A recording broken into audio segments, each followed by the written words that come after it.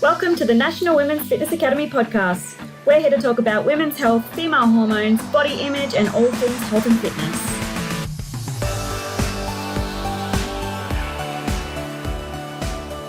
Hello girls, and welcome back to another episode of the Women's Fitness Academy's podcast. I'm your host, Siggy, one of the WFA's educators and a women's online coach. Today, I am joined by the lovely Lauren Killey, who is the co-founder of Beyond Fitness, which is a business which focuses on education, health, integrity, success, and honesty as its core values. Now, Lauren educates women to change their lifestyles, to help them identify themselves and their knowledge in order to achieve lifelong results. And what a better way to have a chat with her about how she got into the industry from where she's been, and also talking about her own health and fitness journey. So without further ado, welcome to the podcast. Thank you so much. I'm so excited to chat. I'm so excited to have you. Before we started recording, we have set the agenda for today's podcast, and I think this is going to be really cool. So for our listeners who are tuning in, Lauren's background is also in bodybuilding, competing. So a lot of people talk about how it's, the fun stuff of competing, and it's, there's so many highlights about it. But today we're actually going to flip it. We're literally going to be talking about the stuff that people don't usually talk about, the struggles, the psychology behind it, the grit, the hard work. And I think this is going to open a lot of people's eyes to make them realize, hey, it's not just fucking sunshine and rainbows. Exactly. Absolutely. It's not all just glitz and glam. There's a lot that goes into it. And I think knowing the positives and knowing the negatives as well allows people to be able to really get into their why and their understanding behind doing it. Because, I'm a comp prep specialist, a comp prep coach. I want everyone to compete, but also not everyone should compete. So it's about being able to really understand the reason behind that desire to get on a stage and take the female body to a place where, let's be honest, it shouldn't be. It doesn't want to be there. It doesn't want to stay there. So we should really have a good reason to take it to that place. 100%. Oh my God, you've literally made such good points that I want us to chat about first before we dive into everything else. You mentioned that as a comp prep coach, you see women who are wanting to compete, but most of the time they're not ready to compete. Yes. What are some signs that you look out before you have a client, stepping on stage or stepping onto a comp prep? We have a list. Essentially, we have a list that my partner and I kind of sit and go through with any new client that starts. And if we can't kind of tick all the positive boxes, or if there's any negative boxes being ticked, we want to reassess that desire to get on stage, or maybe push it back a little bit later. So one of the big important ones is that why. So we do touch base on why is that person wanting to compete.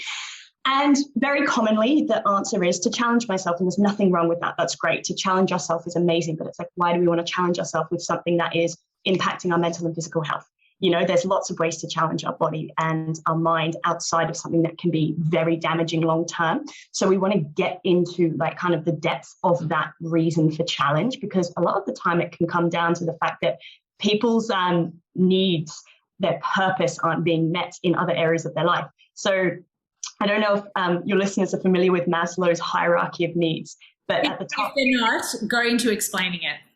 Oh, so Maslow's Maslow's hierarchy of needs is basically, imagine a pyramid, and at the bottom of that pyramid is everything we need to survive. So, food, water, the basics of human survival. And as we work our way up that pyramid, we become, more aware of things like our spirituality, our emotions, our connection, like that sort of stuff. It's all important. We need it, but obviously we can survive without connection. It sucks, but we can survive without it. At the top of that pyramid, or that hierarchy, is something called self-actualization. And this is basically the human's need. So it's not a want, it is a need for purpose. And if we don't have purpose in our relationships, in our life, in our work, we feel this hole. And a lot of the time people want to fill that with comfort. They want to challenge themselves. That's that need to fill that hole. And it can be very positive, but it can be very negative. So that's the first thing we look at is that purpose, that why, that side of things. Then we really get into the nitty gritty of mentality and physiology, the physical, right? So if people do come from a background of negative relationships with food, issues around food, they've been in a dieted state for most of their life or for a very long time, No, we're not doing a prep. We're not coming out of a diet to go into a diet. We're not coming out of negative relationships with food to go into a place where those relationships are very much going to be tested. So what we recommend is more so to these people, one, if they're not working obviously with specialists around their relationship with food, we absolutely refer out for that. But going through a foundational season, let's just create a nice healthy place of eating at maintenance, not being in a diet, like learning what it is to have balance with food. And then once we've done that for a while, then let's reassess the idea of doing a comp prep. So that's from the nutritional side of things. Physical as well. So if people have injuries, unfortunately, the reality of prep, when we're cutting, our body's in a deficit, our body is under a lot of stress. And so if we have issues, they're going to probably prop back up again. Or if we don't have issues, we're very likely going to get them. We obviously want to avoid that as much as possible. Something Jack and I say all the time is we want to try and get all our competitors to stage not broken. That's our goal. We don't want them broken mentally or physically. We want them to be perfectly functioning humans into the show and out of the show.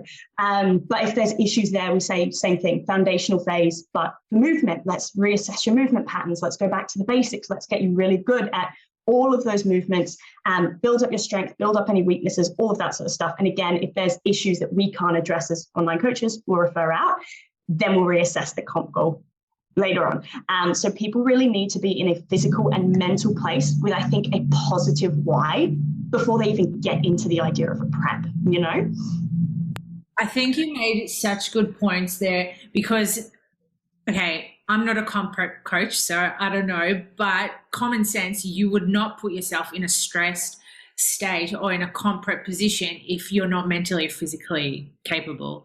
And I think that takes a lot of self-awareness for people to realize that, hey, I'm not actually mentally ready to take upon this journey, or physically as well. As you said, like comp prep is very demanding on the body. And for someone who doesn't know that much and then they put themselves in that, deficit or like the long-term, I don't want to say pain, but it kind of is.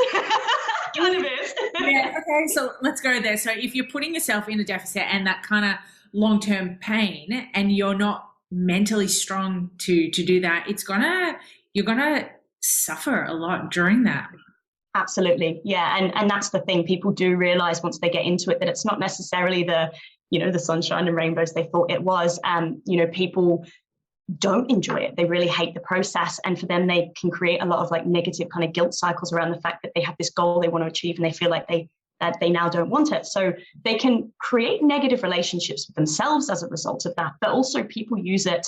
I think they think it's going to fix a lot of issues in life. They think it's going to fix their self-esteem, it's going to fix relationships, it's just going to fix things because, once you get on stage, you're this incredible, wonderful, confident, fit, beautiful person, right? So it's like, yes, a prep will fix all my life problems, but you're that person far before you get to the stage. And it's the work that gets put in, the work with the physical, the work with the mental as well. So a big thing is obviously mental health is so important. We work a lot with our clients on their mental health.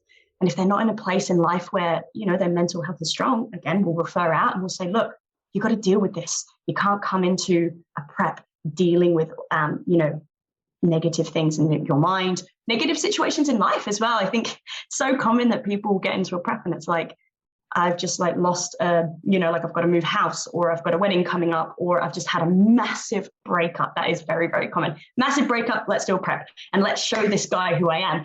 And great, like, yeah, oh, I've been there, it's like, oh, I'll show them. And I don't think there's anything wrong with that. I think it's that, you go, girl, let's show the world what we're capable of, but we don't want it to become toxic. We want to do it for us.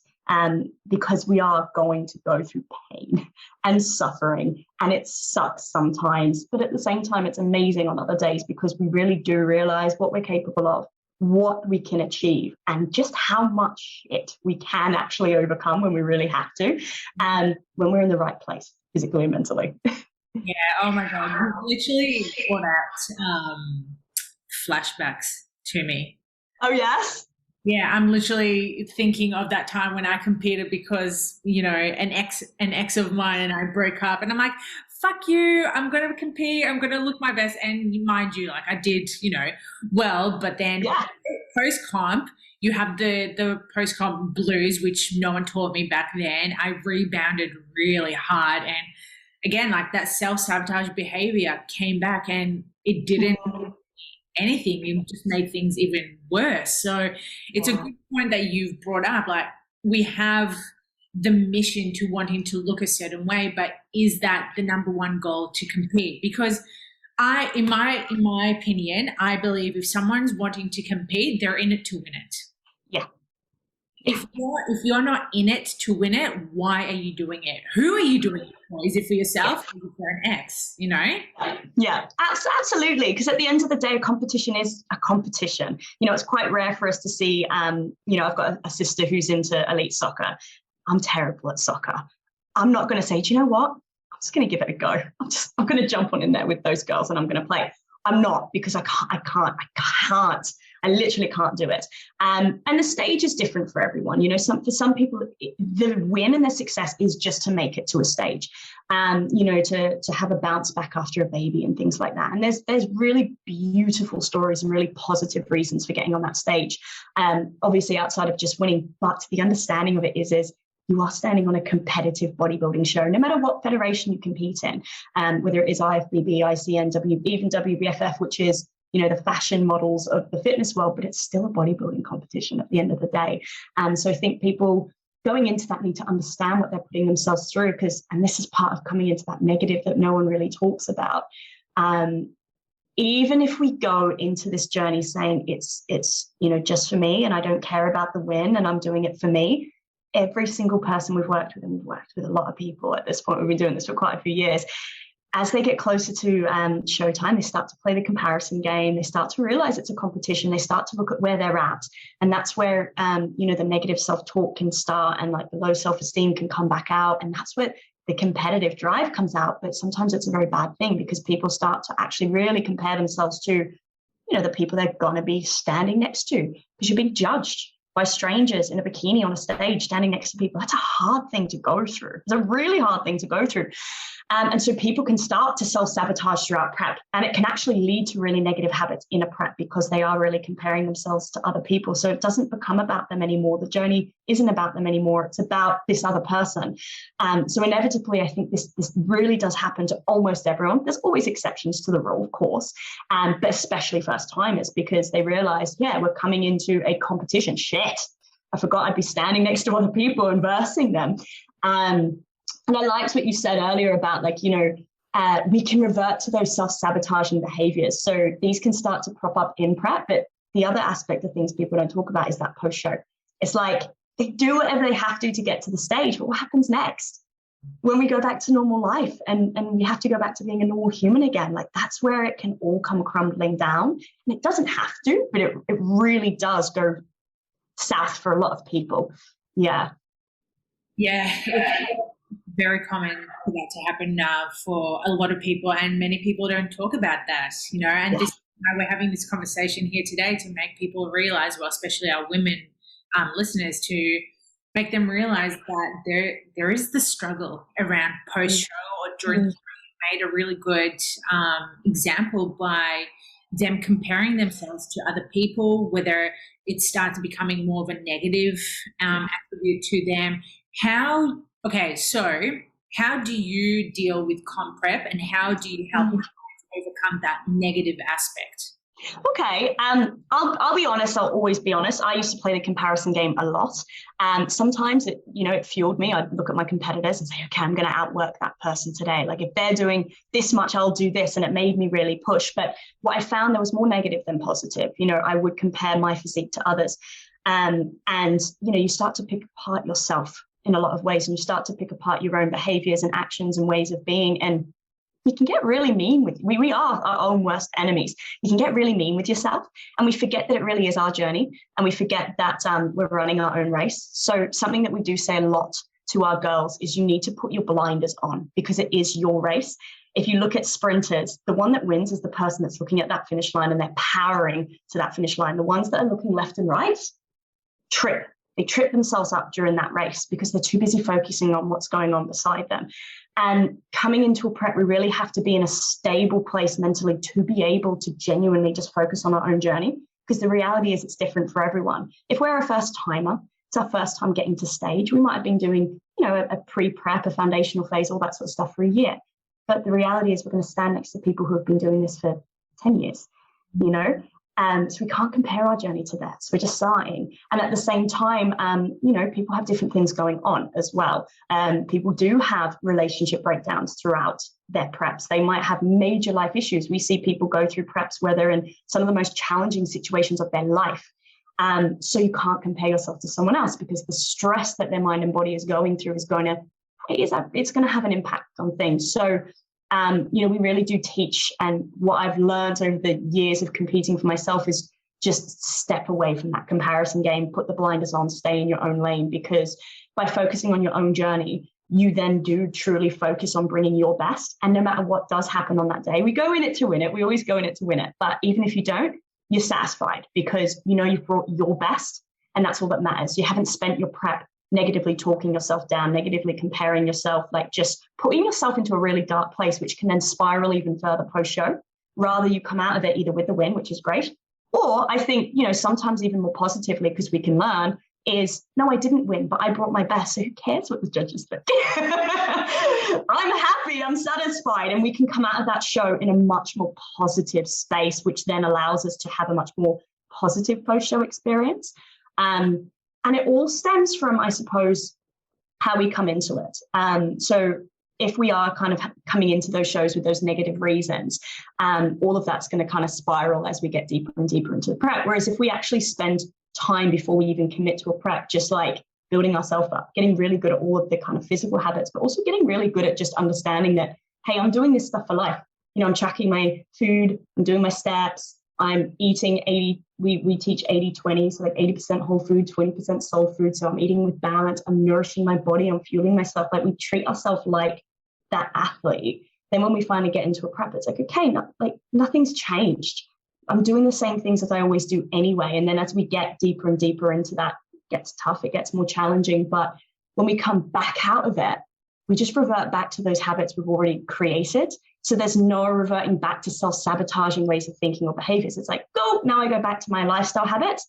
There's not that massive rebound, post-comp blues, all the issues. It's like, I go back to life. But very few people do spend that time to set themselves up right, because everyone wants to be on stage tomorrow.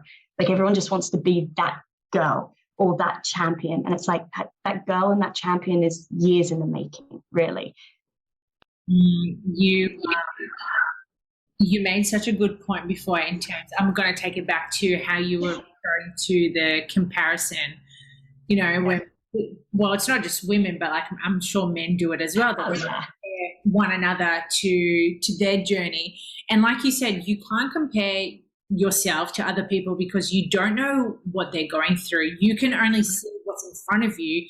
But again, like, whatever is behind closed doors is completely different. And it's easier said than done, because we're all like, especially as coaches, we're like, it's your journey, like, focus on you, But sometimes it's just like, how do I get myself out of this? Because it can be quite, I don't want to use toxic, but it's more like a negative loop that you're in, like constantly comparing yourself.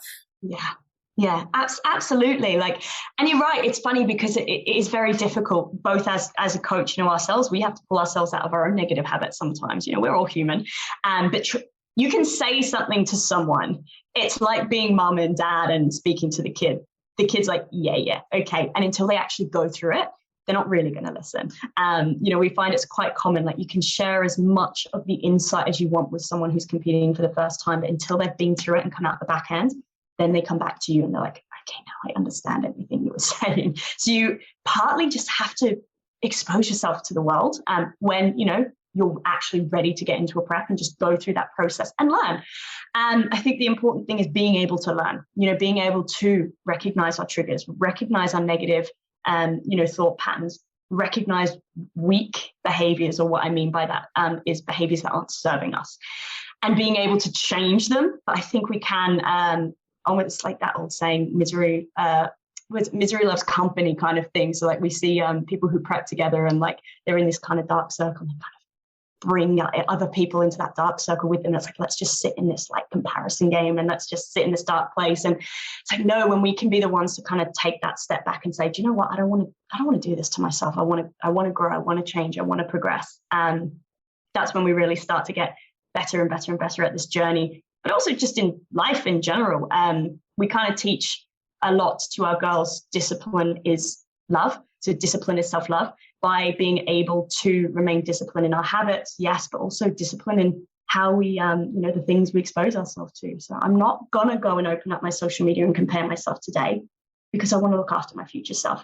And that's just a practice that takes time. We have to just work and work and work at it, and we will get better at it. And we'll have days where we slip up, but just like learning to ride a bike, we just keep going, and eventually we're good at it. We can do it forever.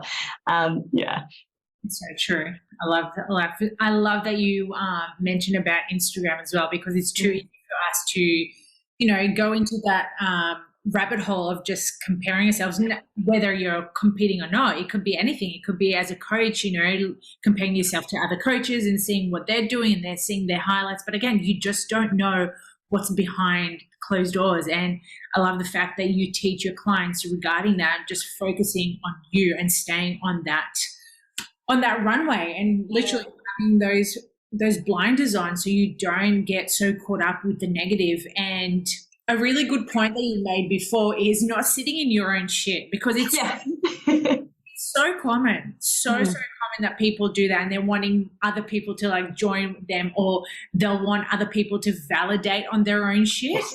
That's one that I see a lot. And you know what, from experience, like I used to just bring people down with me, and it's not helpful whatsoever. So again, by just educating clients and making sure that you're evolving them and growing from, that little sad girl to an empowered woman, I think that's so extraordinary. It's amazing, because I was the same as you. I had a lot of negative ways of thinking about myself, and a lot of negative habits and behaviors and things like that really did bring me down. And I sat in them for years, like I let myself just sit there and fester. And it took a long time to finally say, like, hey, this isn't really serving me, so why don't we try something different? And it really is about creating those habits, I think. So something we encourage a lot with our clients is like, that self-reflection, being able to journal for one. We do encourage that quite a lot, is to just ask ourselves, like, what's a recurring thought I'm having? What's a recurring behavior I'm having? Why? Why is this recurring? Is it serving me? Yes, great, keep it up. No, what are we going to do about it? And we have to be able to sometimes call ourselves out on our own bullshit.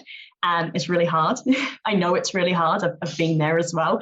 And when we eventually, I feel like for a lot of people, they go through the tough times enough that one day something just clicks. We can tell them, but one day it just clicks, and they say to themselves, I'm sick of feeling like this. I'm going to actually start and make change.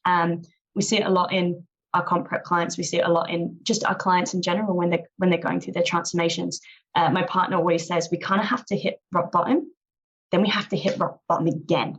And then when we really hit that second rock bottom, that's when we go, okay, I'm not coming back here a third time. I'm actually going to pull myself out of this and make change.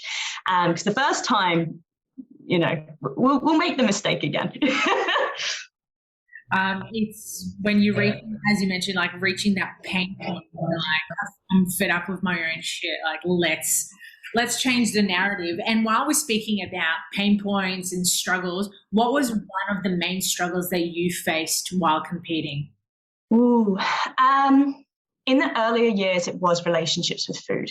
So I was one of those people who, like, coming into the journey, this was almost 10 years ago. So there was very little information out there. There was very little kind of knowledge being shared. You had to really go digging to find out anything about female competing. And a lot of the things back then were very much based around enhanced male bodybuilding, which is absolutely not the way we want to do things with a natural female competitor. It's very, very different mentality, psychology, and physiology. So I think back then I got into a lot of the really dark places with like mentalities, habits, and food, just because of the very restrictive approaches that were just the way of being. So I spent years with, kind of working through binge eating disorders, body dysmorphia, like all of that sort of stuff, the nasty stuff we don't really want anyone to ever have to go through. And I think it took me 9 months after one of my shows. I remember this is when I hit absolute rock bottom. Was I'd been, and anyone that I don't know if people can relate. There'll be people that can relate. But going through binge eating, when you really overeat and overeat and overeat, the next day you can smell it. You can smell it on a person, you know. And I remember going to work and I'd eaten myself sick again the night before, woken up completely devastated in myself, disappointed, not understanding why I couldn't control my behaviors as much as I had when I was on and in prep. And just the humiliation of going to work, that in itself was awful. And I was like, I'm not going to do this anymore. And it was that kind of same recurring thought I had every day. I'm not going to do this anymore. But it wasn't that moment. It was going home that night and saying to myself, right, I'm going to get back on track. I was living with my family at the time. I started weighing out my celery. I was like, I'll be back on track to the gram, everything, you know. I was in the kitchen weighing out my celery to the gram. And my mum kindly said to me, do you really think that's necessary? And I bit her head off. Of course it's necessary. I have to get back on track. The ironic thing was at the same time I was spooning peanut butter out of the jar next to me. And that's the way your mind can be just warped, absolutely warped. And she said, don't you think you should be weighing that peanut butter too? And that was the moment when I was just utterly humiliated. And I thought, no, this has to stop. That's just dumb. Like, why are you weighing your celery and spooning peanut butter out the jar and biting your poor mother's head off for a very valid point? You know, I was like, no, this has got to change. And I kind of like did a lot of reflection that night. And I thought, like, I blamed everything and everyone. I blamed my mother. I blamed my coach. I blamed everything and just not myself, you know, because it was everyone else's fault, not mine. But that night I was like, do you know what? Like, your coach isn't the one spooning peanut butter into your mouth. Your mom's not the one spooning peanut butter into your mouth. It's you. You have to be the one to make change. So I think that one was a really dark time for a very, very long time. And I did a lot of things in that time that I'm not happy about, you know, that looking back on it was just not healthy behaviors. So that's from a food perspective, but also from a relationship perspective. My last relationship really did break down because of competing. And I'll be honest, something people don't talk about is the breakdown of relationships. How many people's relationships end because of prep? Because it's selfish. It's a selfish sport. We are putting our mind and body through something that is incredibly challenging. As a female, we're going to become incredibly impacted, moody, tired. Our libido is going to drop significantly. And all of these things impact our partners, you know, and we don't, I think at the time, we don't realize just how much of a negative impact it's having, not only on a partner, a friend, a family member, just anyone in our circle. And so, yeah, my last relationship broke down a lot. A lot of the reason was because of just the selfishness of myself in prep. All I saw was the stage, didn't see him, didn't see how it was impacting him. And same as my family, they had to see me go through a lot of really negative relationships with self, with food. And at the time, I didn't see how they were suffering as a result, because here was, you know, someone they loved who was really in pain every single day outside of prep. And when I was on prep, I was on and I felt good and it was amazing. But then outside of that, the rest of the year was awful. It was awful. I couldn't manage myself around food. I had to constantly be weighing myself. I was always on a treadmill, like working off anything I ate. Like, the people around us, that's really scary. Yeah, it's really scary. Wow. I know isn't it? Well, it's not funny because the situation that we've put ourselves in the past is just like you question yourself and you're like, how did I get myself, you know, so low that I was breaking up relationships? I was not taking charge of the actions that I was doing, and I was literally just blaming one another. But like you said, and like what your partner Jack says, sometimes you literally just have to hit rock bottom, or even the bottom of the rock after that bottom. Yes. Make yourself realize, I am the one causing this shit to myself. If I'm not going to change, nothing else is going to change. And it's funny how you just have this like light bulb moment, you know, like, especially that moment with your mom, you know, having the peanut butter and the celery. I was laughing in the background here because I used to do that, but I did it with carrots. I would do carrots and I would weigh my carrots, but I would be taking spoonfuls of peanut butter, and it's just like, it's like, whoa, like, where does it end? But, you know, luckily enough, we grew older, we became wiser, and now we're able to teach that to our clients. Yeah, absolutely. Because, as we said earlier, like we're all human, we're going to go through dark times, we're going to go through this. But I think that's partly the joy of being able to coach is especially coaching comp prep, is being able to take all the lessons I learned, the years of being in very dark places and having to go like basically wade through all the shit, and to now be able to teach people to do it in a healthy, positive, as healthy as we can. It's not healthy. I'll be blunt. It's not.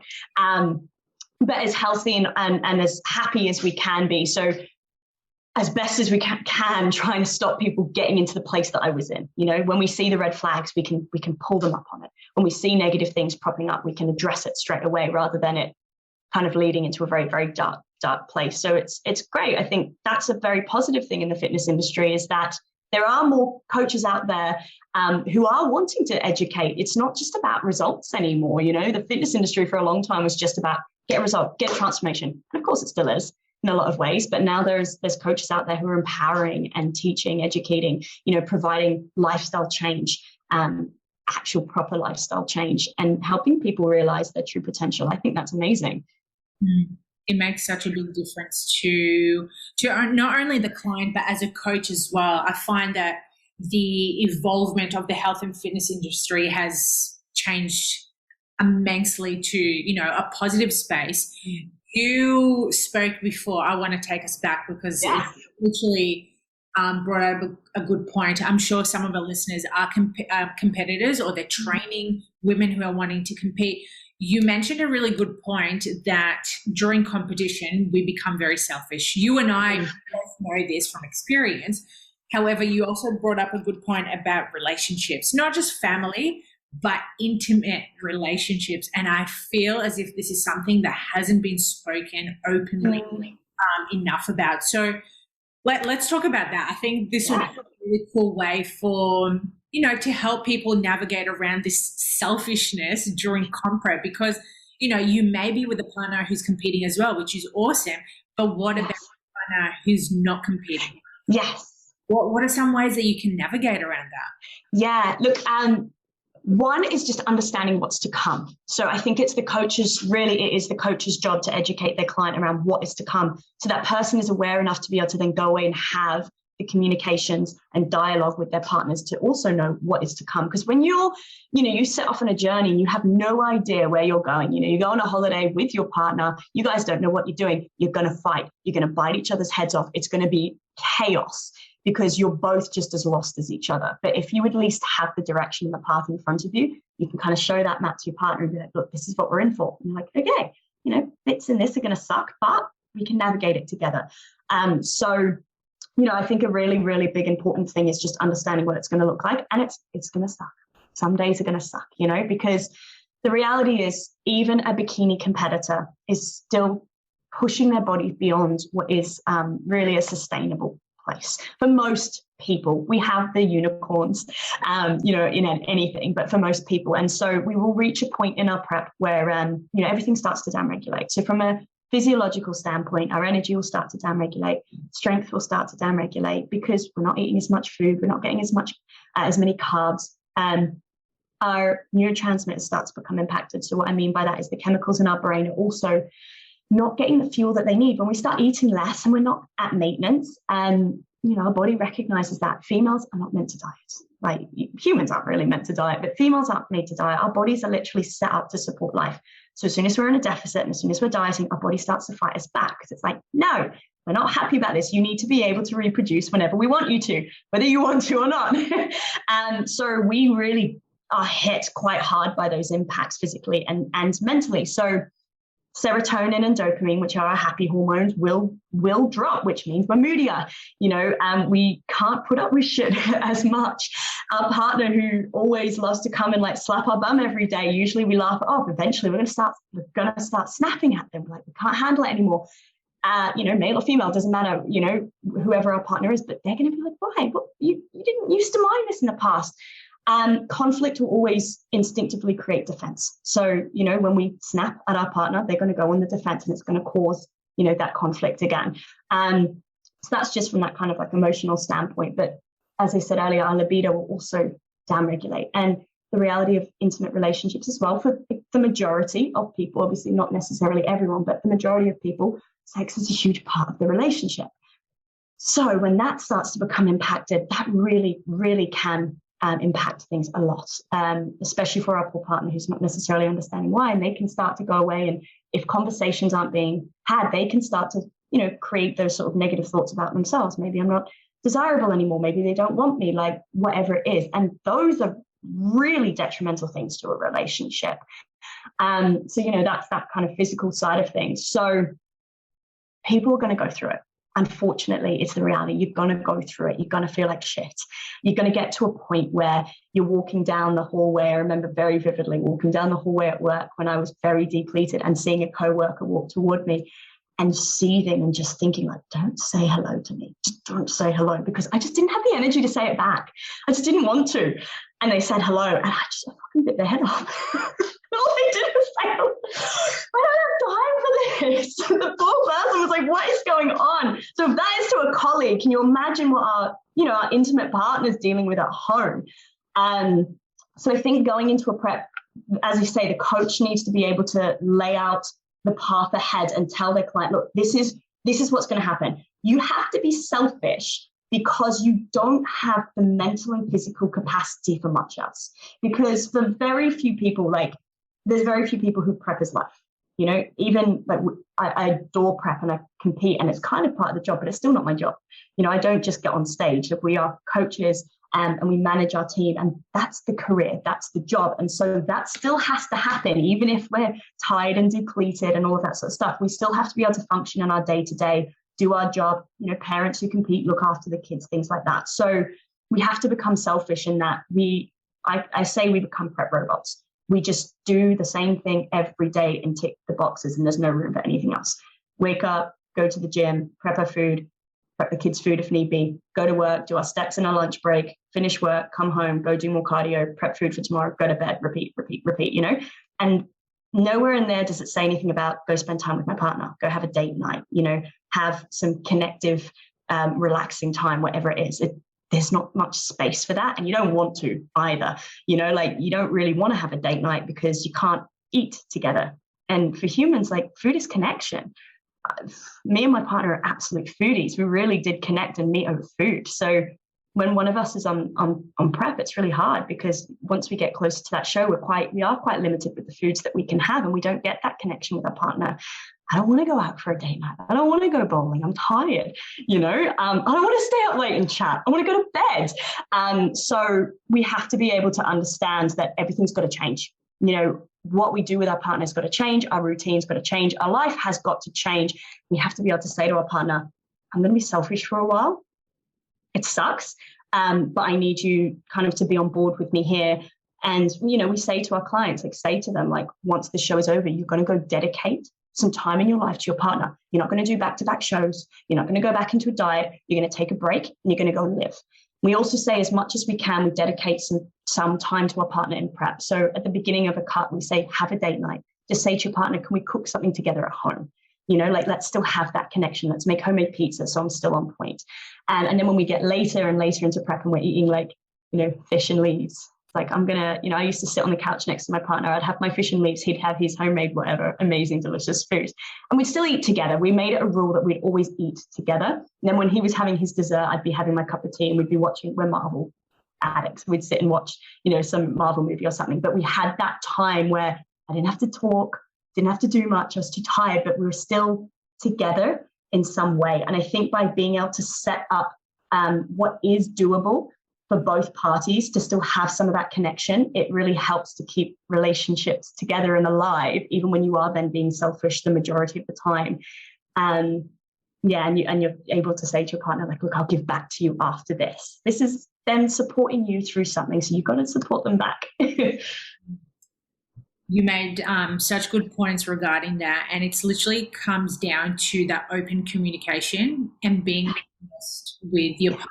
Because like you said, when you're dieting, the last thing that you're going to be wanting to do is having sex because you don't have energy. And I love the fact that you brought this up because, again, this is something that not many people talk about, or they feel shameful about because they're like, I should be having sex with my partner, but I just don't feel like it. But then they do it and they feel even worse because they didn't want to do it in the first place, or maybe the way they just stop because your partner realizes you're not into it, and then you have a fight and a blow up.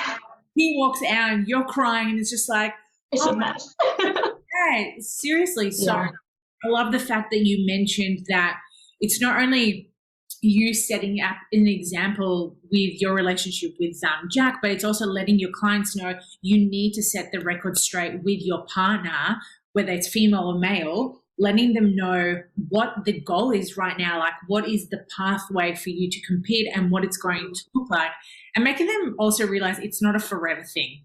Yes. Yeah. It's a now thing. It might be, in 6 months, it might be a year, but a year in the scheme of things is absolutely nothing. Yeah. Absolutely. See, this is the thing, like, we do a show and we spend a year of our life in prep, then we should take the next year off. But as long as we spend dieting, we should spend twice as long living in at maintenance. But it's not forever. It is temporary. So being able to kind of have that conversation with the people around us and say, like, look, can you just give me this time? Just let me have this. And then, I'll whatever it is, I'll let you play video games every night for the rest of the year. Compromise. Yes, compromising is huge. It's a big winner for relationships, because again, if you're constantly taking and you're not giving back, guess what? They're going to start feeling, whether it's self-conscious, negative, or just very resentful towards you. Yes. Yeah. I think, that brought up an interesting thought, but like, this is where relationships break down, partly because, like they're not feeling like they're getting anything back. But also when we kind of get into a prep and we really get into a prep, we're kind of getting our shit together, like we're organized, we're on top of things, we're feeling good. And for some partners, they don't necessarily like to see that. If they don't feel the same way, it can actually make them feel worse about themselves. And that can also lead to relationship breakdowns, because misery loves company. It's not uncommon for us to see partners try and bring their partner down. Oh, come and just have pizza with me tonight. Like, screw the show. It's just one night, or whatever it is, stuff the gym today. Let's go do something else. And they can be quite negative with their partners. And so this, prep can actually show us who our best friends are, who the people we want to have in our life and in our circle.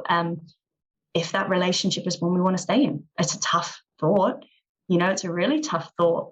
But if our partner, we realize, isn't supporting us in something we're doing and we're getting our life together, we're actually feeling amazing. We're looking after ourselves for the first time ever, and we're growing in a lot of ways, and our partner just wants to pull us back down.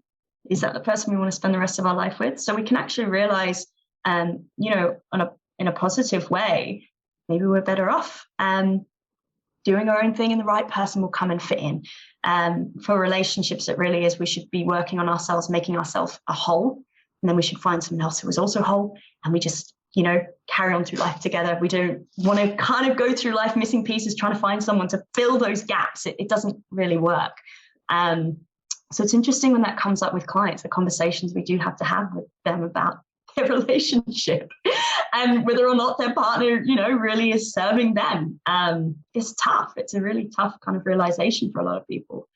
Yeah, it is having those conversations with a lot of clients, or even like, previous relationships, whether it's partners or friends, just start pulling yourself apart from them, or that negative, environment. It is a struggle, because you're used to that comfort, whether we're aware of it or not. That's something that you're so used to. But then when you step yourself away from that environment, you might feel a little bit lonely for I don't know, whatever the beginning of it. But eventually, once you find, your people, you're like, oh my God, like, how was I living like that, Absolutely. And it's, we find people, not just in the competing world, but with their health and fitness journeys, they find their people who do want to grow, people who do want to constantly level up. I don't think there's anything wrong with that. Sometimes there's a negative way of thinking about changing ourselves. It's like, why should we want to change ourselves? We're perfect just the way we are. And it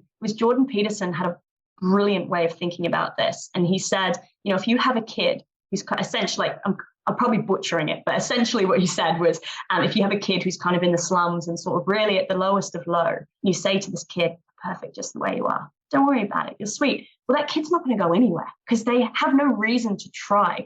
So by instilling the thought rather that, there's nothing wrong with wanting to grow. There's nothing wrong with wanting to change. There's nothing wrong with wanting to, become more. We're not saying anything negative against who we are in the now. It's just that, we want more for ourselves. And I think that's absolutely fine. So go find your people, go find the circles who are going to want you and help you and support you to become more in life.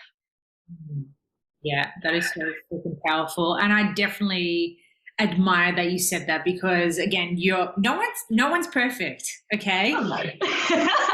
No one's perfect, and there's always room for growth. And then when you realize that you get onto, stage 1 of competing, you realize, cool, I did really well. But then 3 years down the track, when you compete again, you notice how much you've grown, not just as a woman, but like mentally, physically, training wise. You're just noticing all these differences by the levels that you're stepping up. And there's this saying that every level there's a new devil. Yeah. Not in a bad way. Well, there's always like a stress. You can't always look at stress being bad, but there's also the good stresses. So if you're constantly growing, guess what? More involvement is going to happen from it. Yeah, I love that. You're so right. It's at every level there is a devil. There's always going to be something. Like we often say to our clients, choose your hard. So like no matter what you do, something's going to be hard. Either you decide you're not going to change your life and you're going to be unfit, unhealthy, sick through, your old age, unable to stand up properly because you're in pain. It's like, cool, that's your hard. That's what you chose. Or we're going to go through the challenge and the uncomfortability of getting familiar with food, getting familiar with training, building habits. It sucks building habits, but once they're there, they're there. That's the hard again. But, it leads us down a more positive path. And I was reading this just the other day. I think it was in The Art of Not Giving a Fuck, I think. But basically it's this idea that happiness doesn't exist. Like it just doesn't. And we're constantly seeking happiness like it's this end point. It's like, when I get this, this, and this, I'll actually be happy. Happiness is solving problems. Happiness is again, it comes back to that purpose. Happiness is having that purpose every day, that problem to solve. And so we can have awful problems like illness, injury, mental health that is really bringing us down. Like that's a problem to solve, but it's not a problem we want to have. Or we can have to wake up and go to the gym every day, eat, figure out how we're going to eat healthy to fuel our body, try and hit a PB when we're lifting. And they're also problems to have, but they're probably more likely the kind of problems we want to have, So getting out of this way of thinking, and I suppose I'm going to tie it back into comp-rep. People think by getting to stage, they're going to be happy. All their life problems are going to be solved. It's like, okay, as soon as I get to the stage, everything will be perfect. And it really won't. It's just going to lead you into more problems, more problems to be solved. So it's like, okay, don't look at things like if I compete and I challenge myself and I get to the stage, like everything's going to be solved. It's like, okay, I'm going to take this journey as a way to really learn about myself. I'm going to open myself up to learning. I'm going to let myself get uncomfortable. I'm going to step outside of my comfort zone. And some days it's going to suck. And I need to also understand that this is going to continue even after the show. There's more problems that I'm going to have to figure out a way to solve. And if I set myself up for success correctly before I get into that prep, it's going to be the nice problems that I get to solve, as opposed to putting myself into a very dark place and having to deal with those negative problems I don't really want to have to solve. Yeah, what a good ending for today's podcast, I swear. Oh my God, we've literally nailed everything that we wanted to chat about. And I hope our listeners are going to go home and be like, oh my God, it's whether I want to compete now, or it's just like, hey, actually, I don't even want to compete because I'm not finding happiness within that right space. Hopefully there's a lot of listeners going, like having that aha moment, or even realizing that, hey, competing, as we mentioned at the start, is not just about rainbows and sunshines and unicorns and butterflies. There's the hard shit going behind the scenes. And you know what, like you said, you just need to choose your hard, and whether it's the hardness from competing or choosing hardness in a different format. Yeah, absolutely. I love it. Same. Seriously, such a good episode. Before we leave, where can our followers and listeners find you? So you can find me on Instagram, Lauren Killey, WBFF Pro, or we have Beyond Fitness, who is our business page. That's probably the best places, to find us.